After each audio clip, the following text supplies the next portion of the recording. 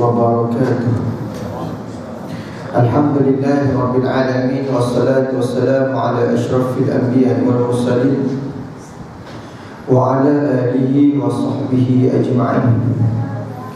Qala rabbi shrah li sadri wa yassir li amri wahlul 'uqdatam min lisani yafqahu qawli, amma ba'd.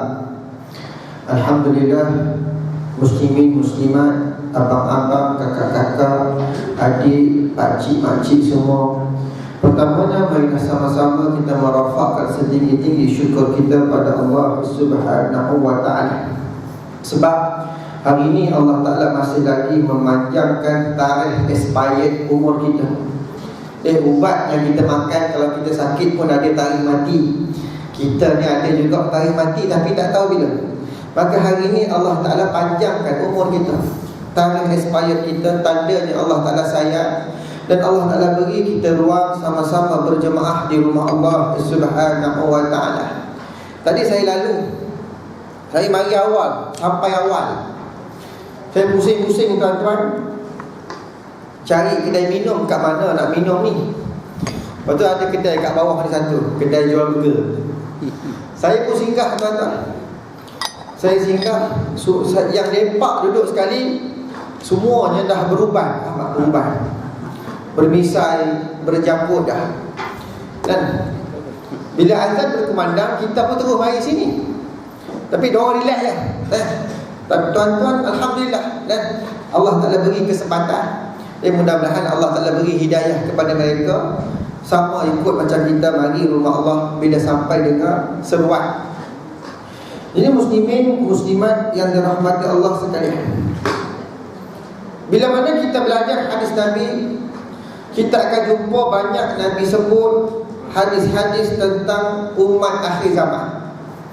Banyaknya hadis-hadis yang kita mengaji, kita akan jumpa Nabi cerita perangai, Nabi cerita PL, Nabi cerita apa yang akan berlaku kepada umat akhir zaman.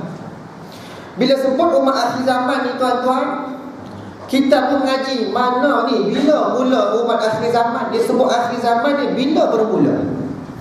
Di sini ada dua pendapat ulama. Bermulanya akhir zaman, yang pertama ada yang mengatakan bila mana Rasulullah sallallahu alaihi wasallam, Nabi kita dilantik menjadi seorang rasul. Ini pendapat yang pertama. Pendapat yang kedua, ada yang mengatakan bila wafatnya Rasulullah sallallahu alaihi wasallam, Nabi meninggal dunia, Nabi wafat, start Nabi wafat, lepas yang hidup selepas itu semua dipanggil umat akhir zaman. Maka hari ini kita duduk sebelum Nabi wafat ke selepas? Tak ada orang yang hidup sebelum Nabi wafat. Ada dalam surau ni lah, semua hidup selepas Nabi wafat. Maksudnya kita hidup dalam era akhir zaman, hujung-hujung nyawa.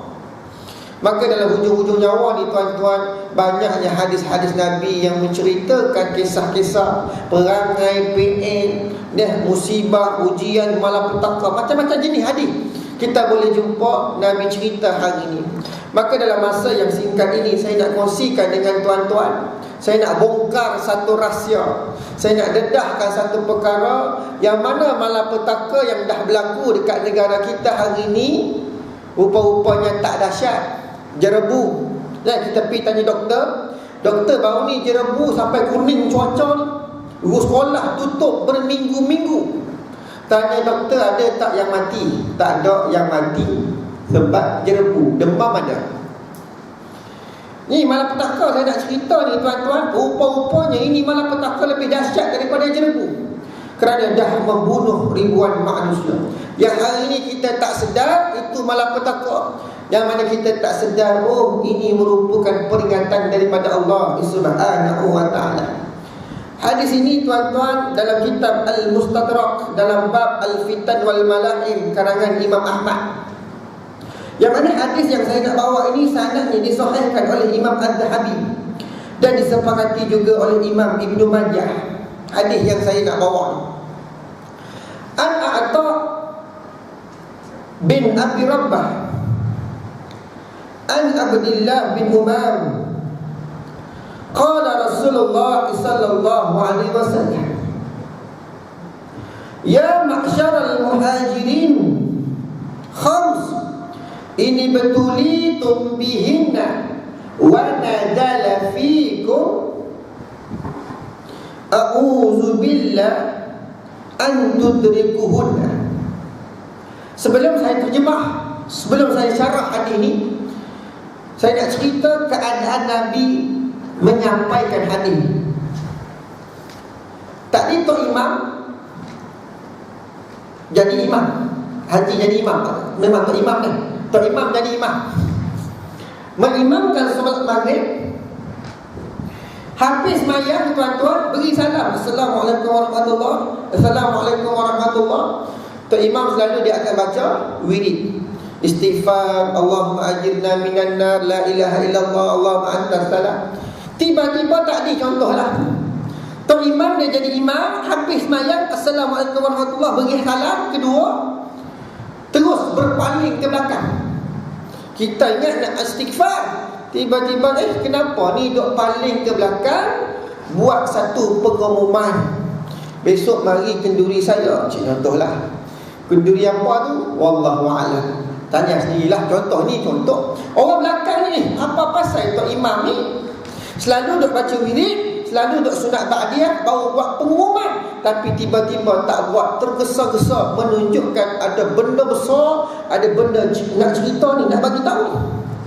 Maka sebelum Rasulullah menyampaikan hadis ni, Nabi sembahyang berjemaah. Habis Nabi sembahyang berjemaah, Nabi beri salam. Habis Nabi beri salam, Nabi terus berpaling ke belakang. Lalu Nabi menegur, ya ma'syaral muhajirin. Nabi menyapa, wahai sahabat-sahabatku daripada kalangan muhajirin. Dan sebelum itu, tuan-tuan, kita kenal dulu siapa yang meriwayatkan hadis.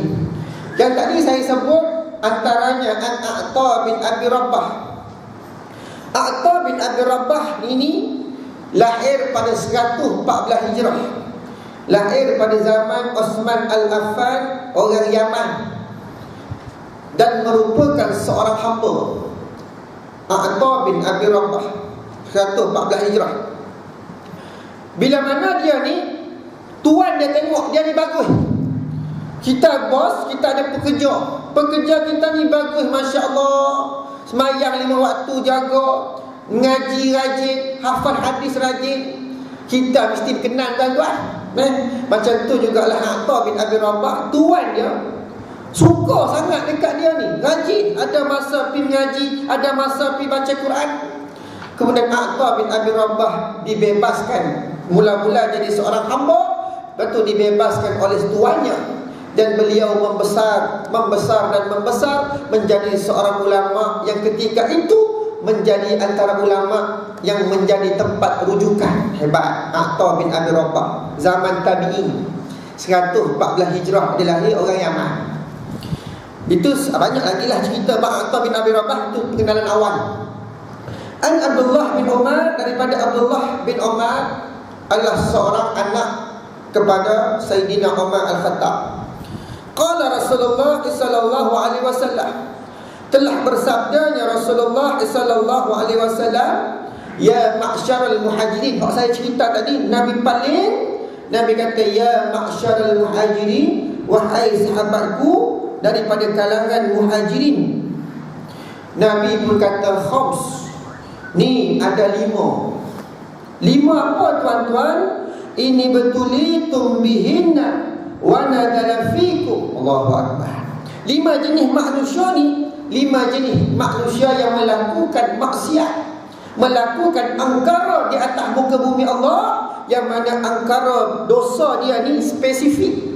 Allah Ta'ala datangkan bala-bala yang tertentu. Nah, yang dah berlaku banjir, puting beliung, jerebu, gempa bumi, dah berlaku negara kita, tak masuk dalam ini hari ini. Rupa-rupanya ada lagi, banyak Allah Ta'ala bagi. Tak sedar-sedar kita ni, rupa-rupanya itu peringatan. Yang mana 5 jenis manusia mengundang kemurkaan Allah. Lalu Nabi berdoa, a'udzubillah. Nabi angkat tangan, Nabi berdoa pada Allah, minta jauh, a'udzubillah, minta perlindungan daripada-Mu ya Allah. Ni minta jauh daripada 5 golongan ni. an tudrikuhunna, dan orang yang ada depan Nabi, Ma'syarul Muhajirin ni pun Nabi minta jangan duduk sezaman, jangan duduk, jangan jumpa, dan jangan bersama-sama dengan 5 jenis manusia. Maka hari ini kita berdoa, mudah-mudahan yang 5 hari ini saya nak kongsikan dengan tuan-tuan, andai terbuat, nak Ustaz sebut ni kita dah buat istighfar kepada Allah. Andainya belum buat, jadikan panduan. Ni Nabi nak cerita kategori-kategori umat akhir zaman yang mendatangkan malapetaka hari ini. Yang pertama, lam tazharil fahishatu fi qaumin qattun hatta ya'malu biha. Yang pertama Nabi sebut tazharil, yang menzahirkan, yang mempertontonkan, yang menunjukkan, yang mengiklankan fahisyatu, perangai keji, perangai dosa, buat maksiat, senang kata terang-terangan tanpa rasa malu. Buat maksiat terang-terangan sehingga menjadi kelalian dalam masyarakat, yang mana rakyat orang hari ini, masyarakat tak tahu yang dia buat tu dosa. Sampai tahap macam tu dah jadi biasa.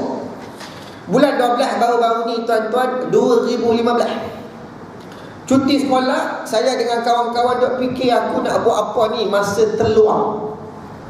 Masa terluang tak tahu nak buat apa. Kemudian marilah idea, apa kata kita pergi tempat orang berkumpul. Dan kami duduk di Petaling Jaya, dekat dengan shopping mall yang besar-besar, antaranya Mid Valley kami pergi, Sunway Pyramid, Wan Utama. Ni semua tempat orang berkumpul musim cuti sekolah. Kami pun buat satu risalah dalam bentuk flyers tu. Kami buat memang cantik, menceritakan keindahan tutup aurat. Sikit pun tak cerita bab neraka, cerita indahnya tutup aurat ni. Bila pergi Mid Valley, duk bagi satu-satu tuan-tuan skeping-skeping. Daripada jauh saya perasan seorang budak jalan dengan seorang perempuan pegang bahu macam ni, jalan dekat supermarket dalam kat Mid Valley lah. Kami pun, saya dalam hati, dia ni jalan dengan siapa? Saya mula-mula sangka baik. Oh, dia ni jalan dengan kakak, mesra nampak, peluk macam tu kan, jalan.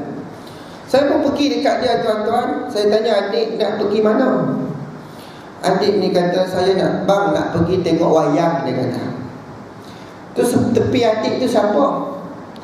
My girlfriend. Umur adik berapa? Teka lah, dia suruh saya teka. Saya pun teka 15 tahun. Tua sangat. Habis tu berapa? Baru habis UPSR 12 tahun. Tepi tu my girlfriend. Girlfriend umur berapa? 11 tahun. Dah berpelukan di khalayak ramai, tanpa segan, tanpa silu.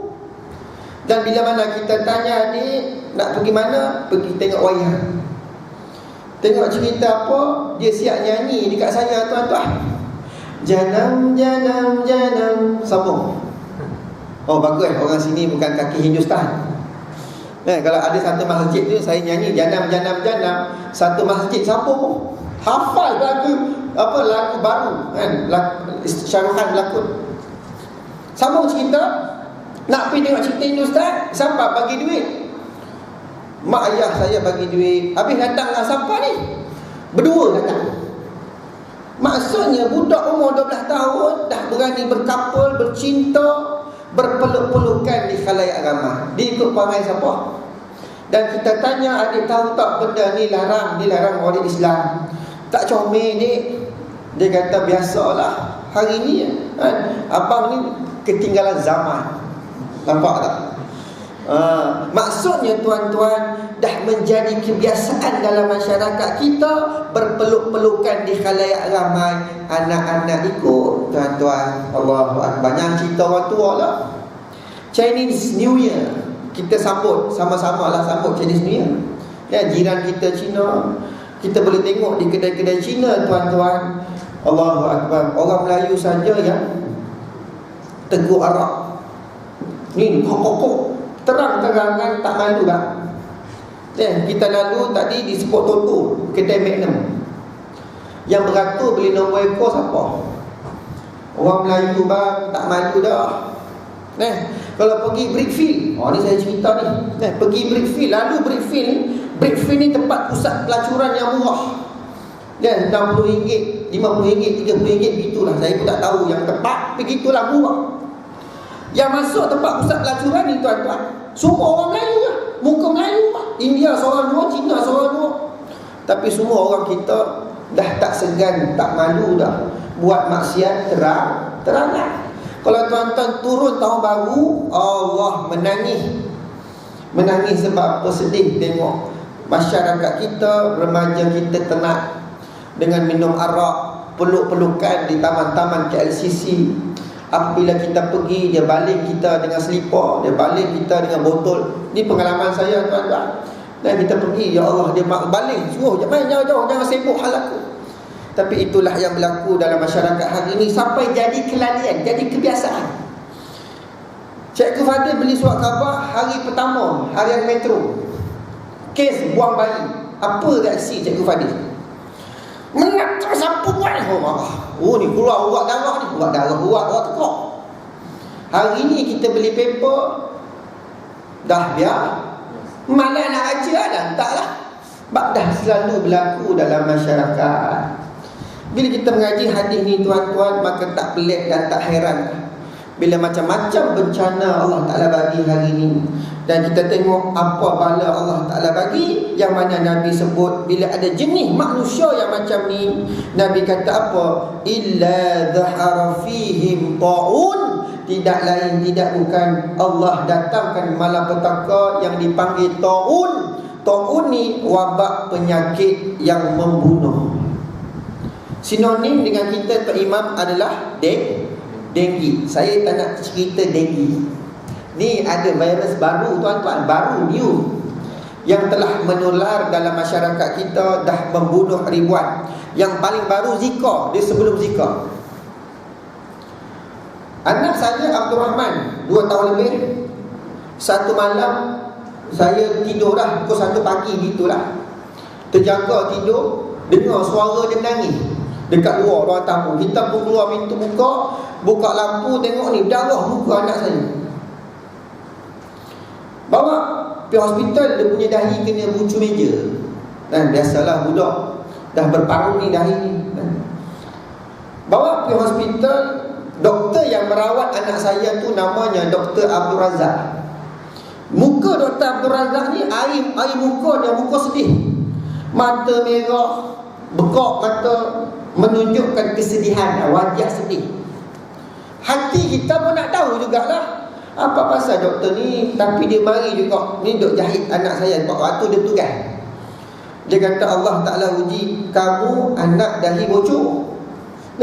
Hari ni tapi Allah Ta'ala uji aku, anak aku pergi meninggal dunia. Anak dia meninggal.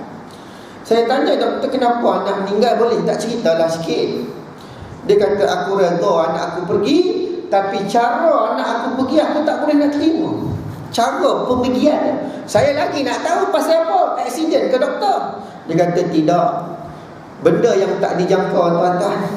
Dia bawa anak dia pergi cuti sekolah, bawa sekeluarga ni pergi bercuti, pergi tempat yang bersih, tempat yang jauh daripada kekotoran, iaitu waterfall, bahasa Melayu air terjun.